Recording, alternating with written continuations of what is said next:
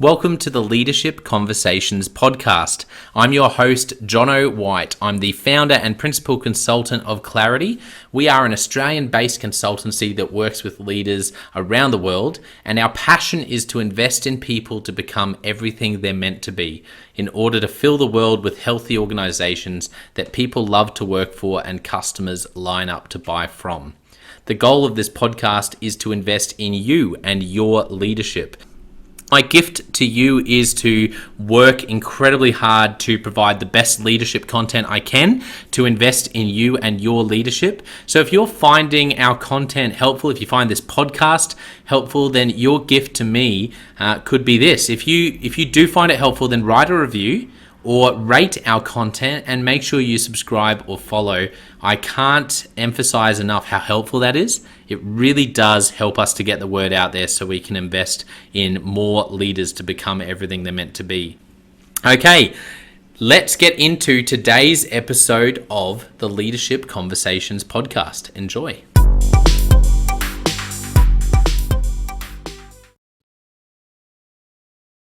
Welcome to another episode of the Leadership Conversations podcast. I am so excited for this episode. It's something I've been looking forward to for a long time. And I haven't actually told Mike this yet, but he's actually my first cab off the ranks. So for this type of episode, it's a new type of episode where I bring back a guest I've had before. And instead of talking about their story, which is often where we start in episode one, this is going to be a chance to really dig deeper into something that they're really passionate about. So Michael Lubelfeld is our guest today. Mike, welcome to the podcast again. John, it is so great to be here, and really excited to talk with you right now.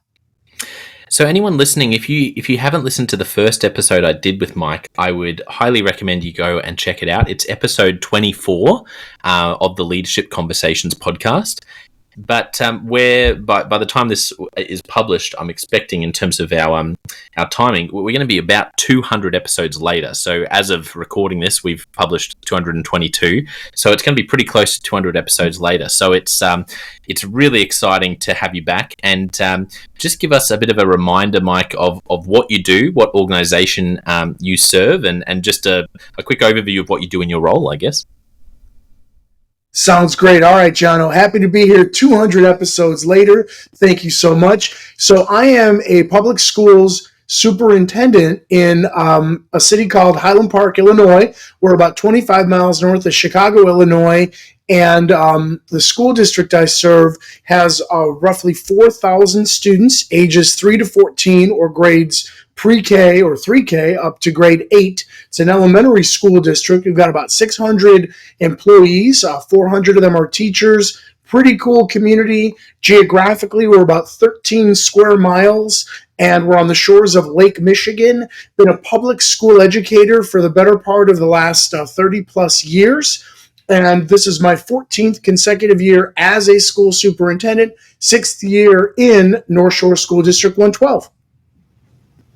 Awesome. Thank you for the overview, and thank you for the work you do. I definitely think when you boil down any problem in the world and look at solutions, education, in my experience, seems to always be right at the top. And so it is truly one of the keys to making the world a better place. And so very thankful for people like you who are doing what you do. Today we're going to talk about leadership development, and Mike, we were chatting before we started recording, and I wanted you to give me a bit of an overview of what we're going to be talking about today. But for me, the thing that I've taken away from it so far, and that I'm excited for our listeners to get a chance to dig into, is really this idea of formal and informal leadership development and conversations. And what I love about how you work, and people will get to hear some of the structures you have in place with your leaders, is that you do both really well. And I see a lot of organizations that don't do either well. They don't do formal leadership development and conversations about performance, and they also don't do the informal. You do both, and I love the frameworks you use for that. So I guess right off the bat, can you give us a bit of an introduction to how you facilitate formal, informal leadership development in your organization, which is not a simple organization. There's a lot of leaders in different locations. And just start off with a quick overview, and then we'll dig into it a bit deeper. I sure will. So, Jono, we have 9 schools. 7 of them serve children in grades pre-K or K through grade 5, and 2 of them are middle schools. And at the school level, we've got about 18 or 19 administrators, associate principals or vice principals, and principals. In addition, at the senior staff level, besides myself, I've got a deputy superintendent, 3 assistant superintendents, probably 4 directors, and a few coordinators. So we've got a leadership team of just over 30 people doing a whole bunch of different tasks. We also range in experience chronologically in the role from year 1 to year 14 in my case of consecutive years in a particular role. So we're all over the place in terms of age and in terms of career. So what we do is we've got either what I'll call the informal, the coaching conversations, which we'll dive into a little bit. That's a quarterly or at least 3 times a year, one-on-one.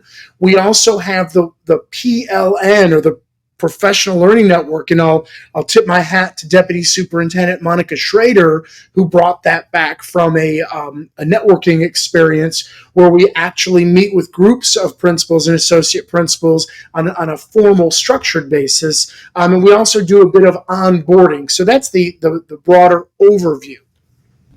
Yeah, thank you. And I can't wait to dig into each of those pieces. And I know there'll be people listening who are going, come on, Jono, ask about how exactly they do that, because I've got a team, and if I can take something from today and go and apply it, I will. So we will get into that. Thanks for the overview. I guess there are so many things you could be doing in an education setting, so many variables, so many stakeholders. Why is informal and the formal performance and leadership development, why is that so important to you and such a priority for you as a leader? So I really appreciate that question.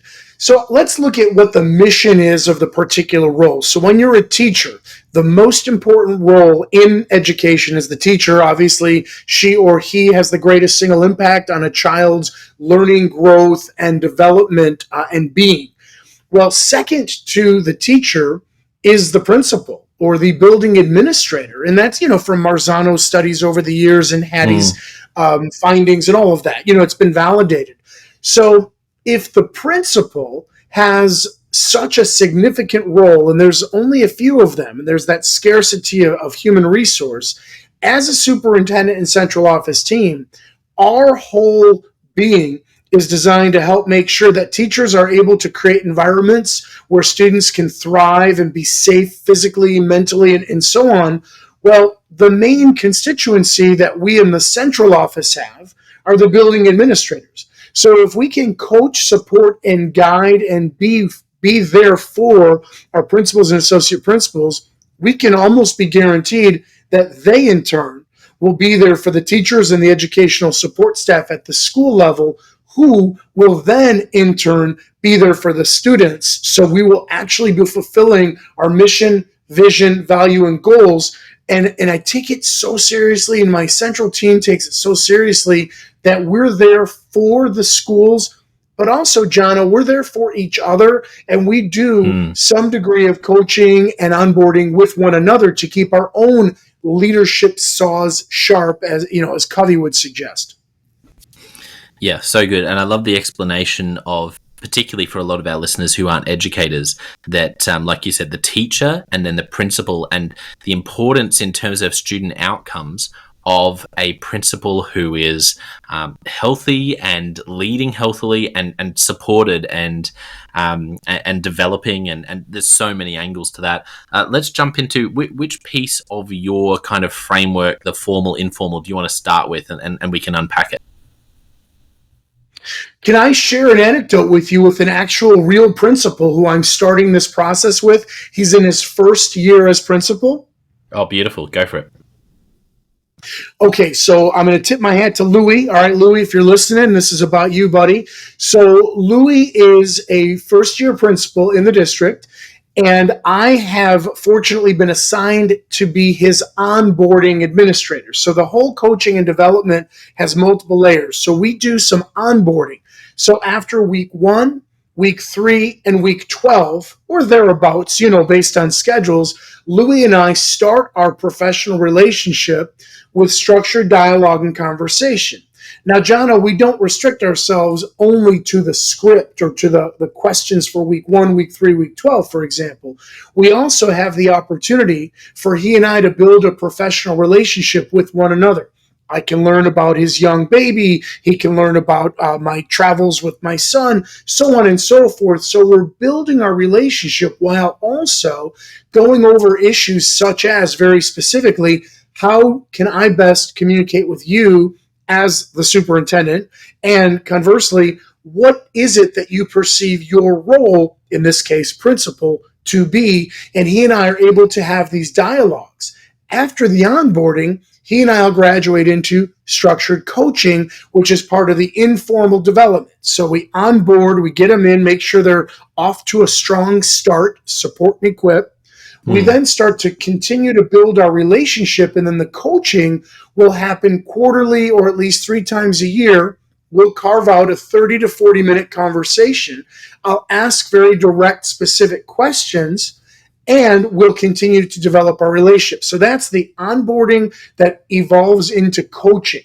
And that would be what I would call informal, even though some of the listeners may say, gosh, that sounds pretty structured or pretty formal. So what makes it informal? What makes it informal is the ad lib conversations. What makes it informal is each of us are in a different place in July, August, September, for example. Each of us has just experienced a different conference or a trip, or we had a situation that day, or it could be something as discreet and mundane as where the heck is the climbing wall for our gymnasium?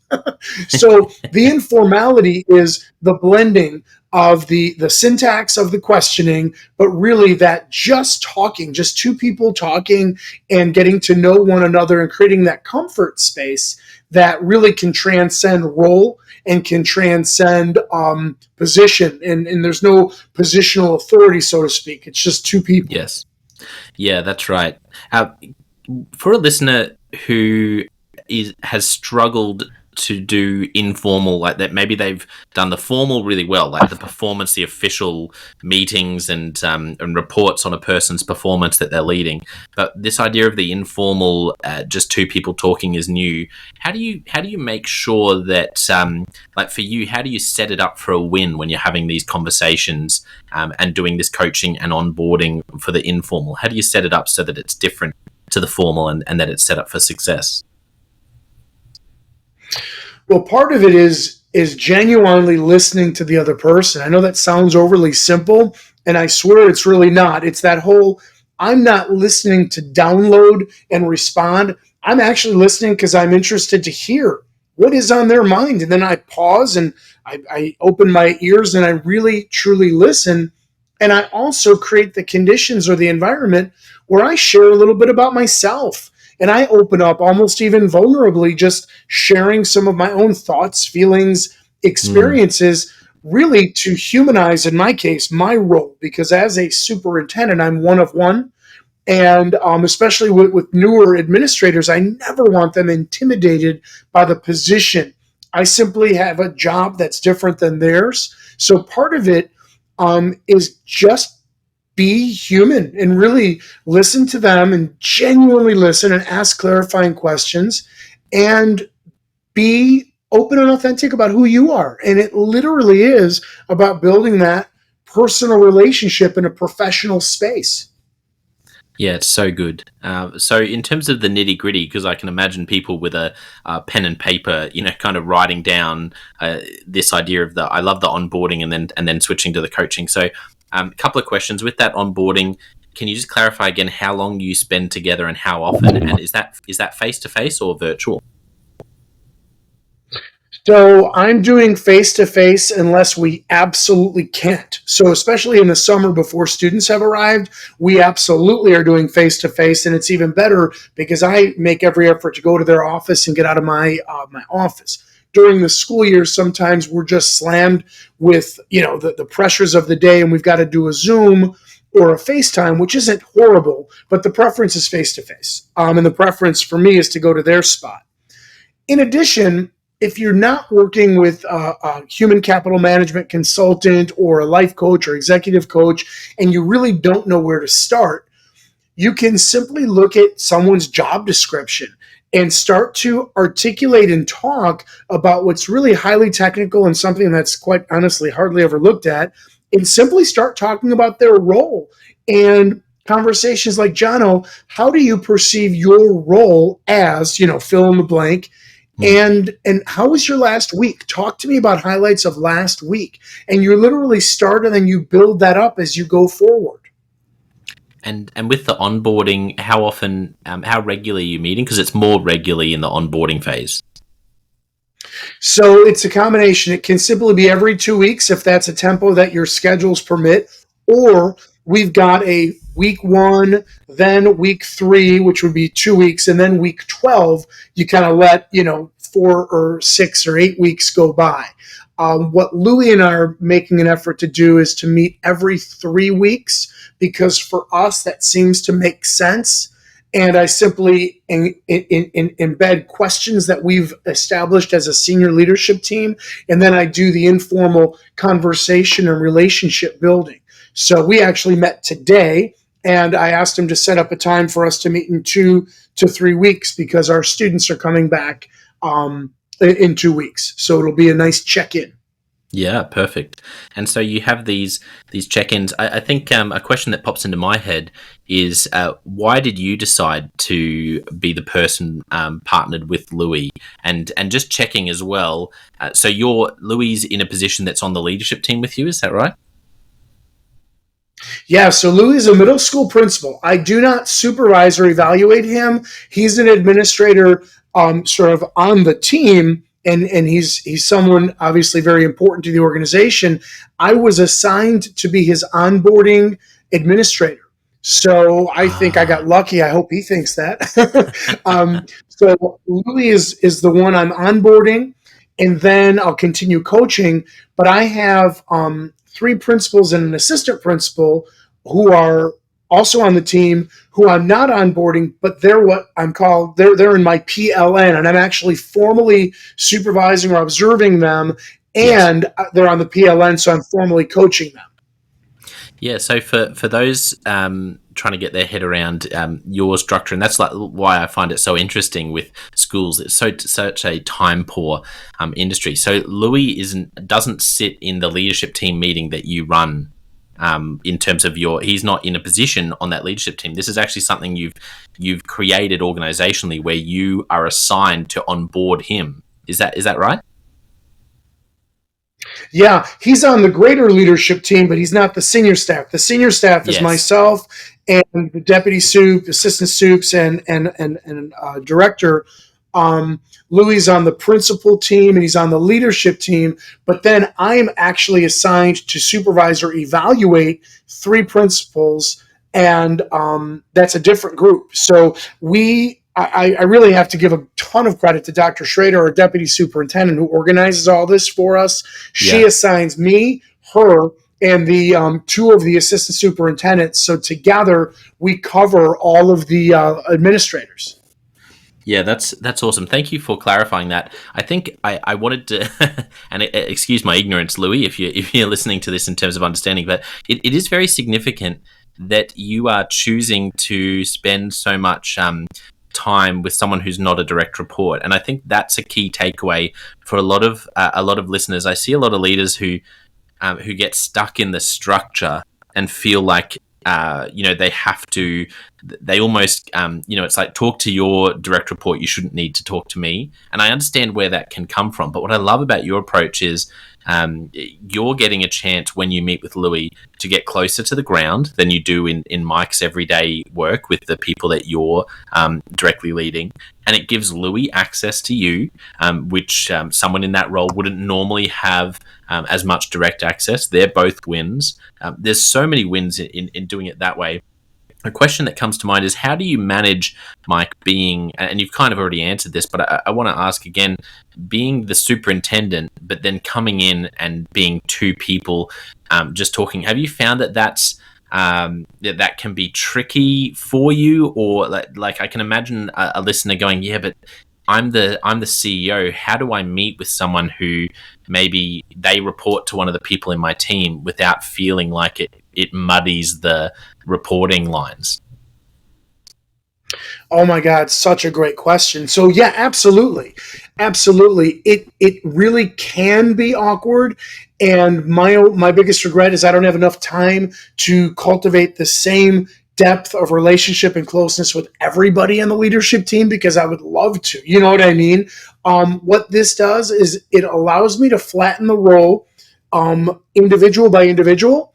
And what I'm hoping to do is pay it forward so that he can do the same thing either in his subset of the leadership team with his own school leadership team and so on and so forth. And I can also model it. And when you've got me, the deputy soup, and two of the assistant soups doing this with individuals and a few others doing it, we're getting critical mass, Jono, and we're trying to do it with a few people on the team. And so every year, maybe we do a few more.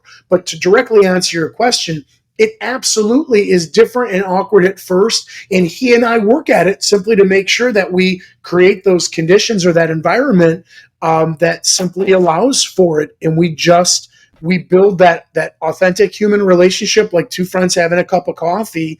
And that really does help avoid some of the weirdness of the particular role, or in the military of the insignia on someone's uniform, or in the corporate world, who's got a C-suite and who doesn't. It really aims to flatten that and just simply create that relationship, knowing you can't do it with everybody, but knowing that you want to. Yeah, well answered. And I think I think it's a challenge I'd love to give to leaders out there who, if you're only spending time with the people in the team that you directly lead, then how can you increase your influence and flatten some of that by thinking about who are some of the people that, like you said, you can't get to everyone all the time, but who could you get alongside, and the onboarding and then coaching. It's a great framework.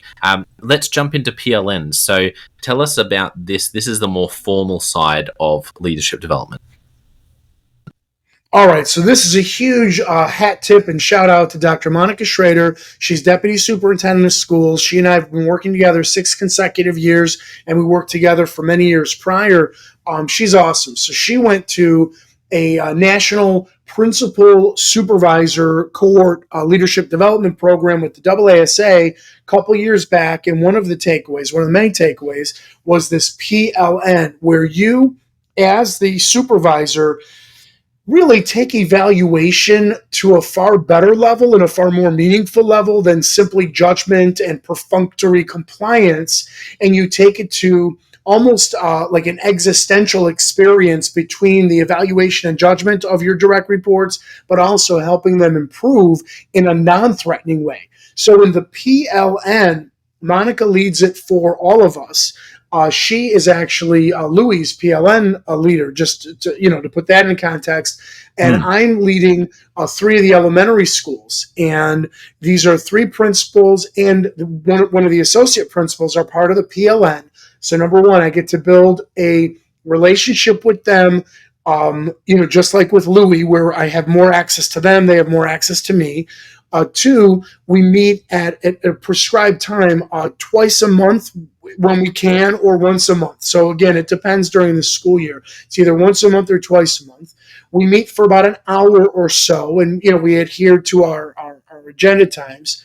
And the agenda really allows me as the leader to create the conditions where they, as the leaders in the PLN, can learn from one another through our practices. I'll give you a concrete example.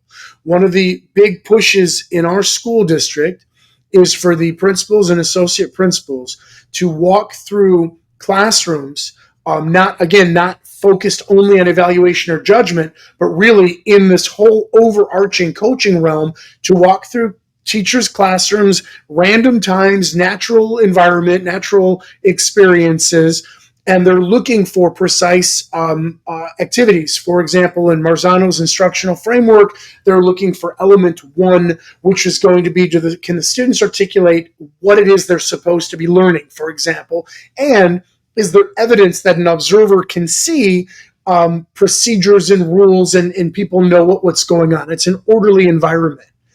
And over and over and over again, when principals and associate principals do a 5 to 6 minute walkthrough focusing on elements 1 and 33, they then give feedback to the teacher. And the feedback is professional dialogue. Again, you're seeing some great parallels between onboarding, coaching, PLN, and then what the principals do with their teachers. So in the PLN, for example, we can hold each other accountable. So how many walkthroughs were you able to do this week? It's not a judgment zone. It's an honest zone. What were the impediments? How did you make it work? What are some of your tips and tricks? Then, how did the teachers react to your feedback? Talk to us. Example, what feedback did you give? How do you give feedback when something is good? And how do you give feedback when someone needs a little bit of guidance and advice? Yeah, that's awesome. What I love most about what you just shared is you talked about accountability, and I think for a lot of leaders, it can become an ugly word that you kind of you shiver a little bit when you hear it because you think, oh, that's going to be. But I love the idea in the 4 disciplines of execution that they talk about the cadence of accountability. And it sounds like such a mystical, the cadence of accountability. But when they explain it, it's basically saying, as human beings, if I verbally commit to something, and then next time we meet, if you verbally ask me how I did with that, and I have to report back on whether I did it, it's pretty simple. How many times in a row? So with the walkthroughs is a great example. It's not a judgment zone, but when you create that cadence of accountability, what you're saying is, hey, how many did you do? How did you go? And when they say I did this many, but that and they say, oh, look, I'm really hoping to actually increase that because it really should be higher. Next time, you create that cadence of accountability, even if there's no consequence from that conversation. As human beings, there's nothing worse than having to front up and say, you know what, I said I was going to do 10, but I did 8. And it's I think it's a real superpower if leaders can realize, and it's then easy to have that posture of, hey, how did you go? And what's your goal for next time? In terms of, there's different ways you can set it up, but just having that conversation in a team setting, it's even more powerful, where people say, well, yeah, this is what I'm going to try for by the time we meet in 2 weeks or a month. And then when you meet again, saying, how did you go over the last month? How many did you end up doing? Creates this cadence of accountability. And I've seen it work, and it's one of those things that it's like a lever that is not that hard to pull, but has a massive influence and can really help people to follow through and even change behavior. Oh my God, you said it beautifully. That's amen. I'll just absolutely. You said it beautifully.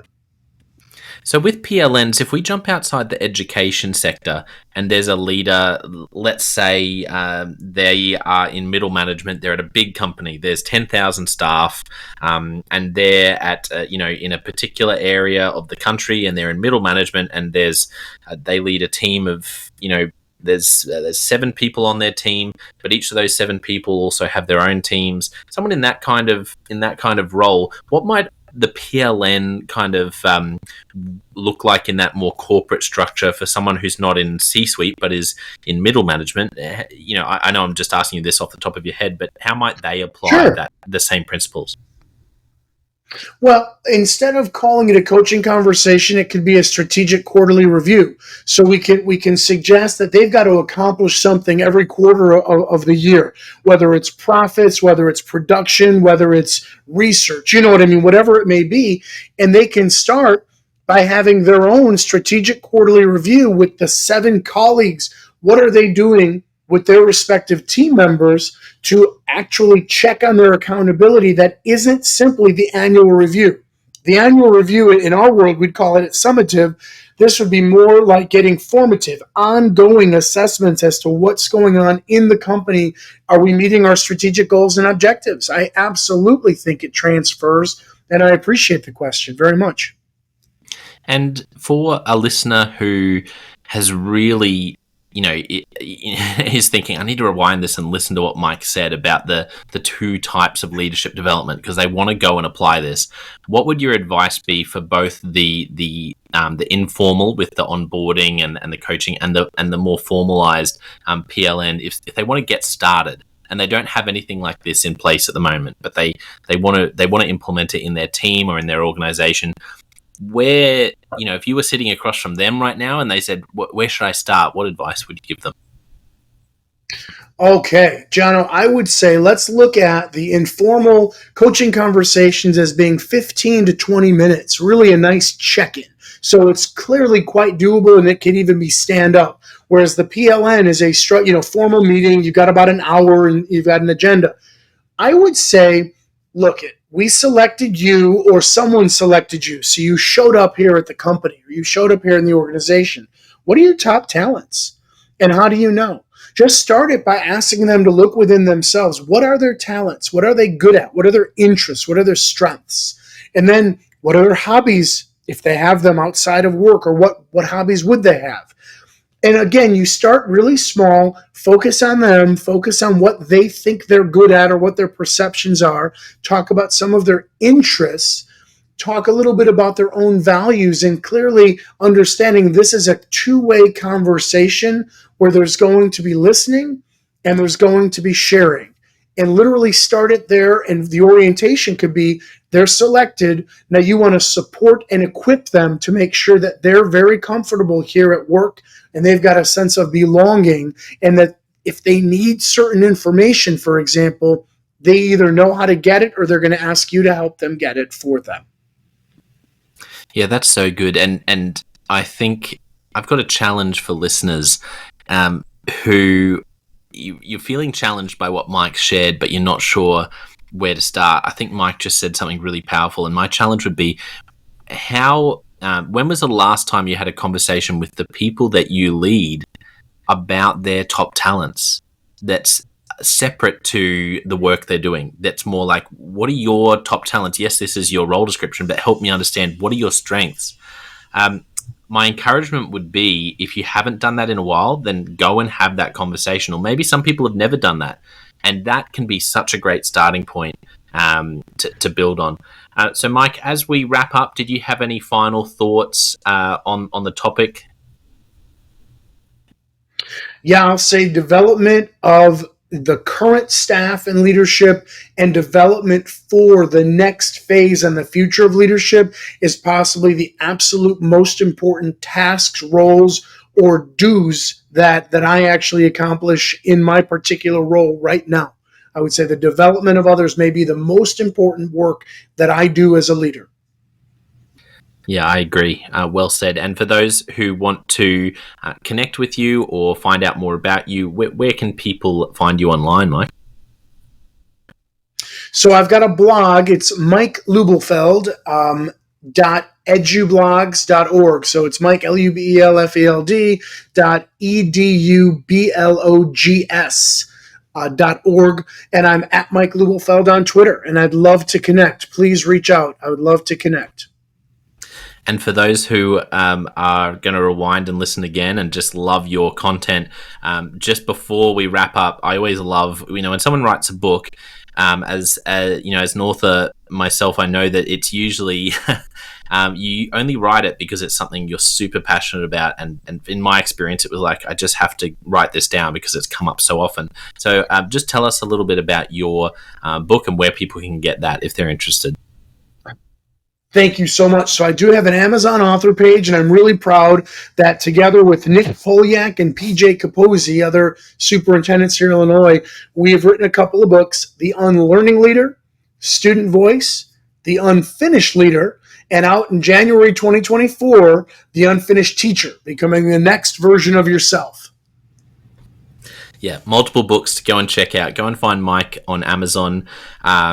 I'm just want to say a massive thank you for giving your time, Mike. I as you were talking a few times, I thought, you know what, this is one of those conversations where if I'm a leader and I've got a team and how do I take them to the next level? How do I take leadership development in my organization to the next level?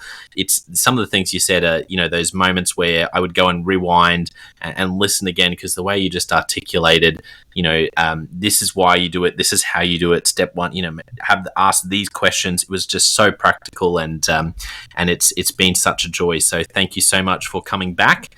And after episode 24, it's been wonderful to have you back a couple of hundred episodes later. Thank you. Jono, I love the work you do. I'm grateful to you. And I love the fact that we could literally be on different sides of the world, and it's as if we're in the same room. So thank you for the great work. And I'm really humbled and proud to be 24 and 220 something. Thank you, my friend.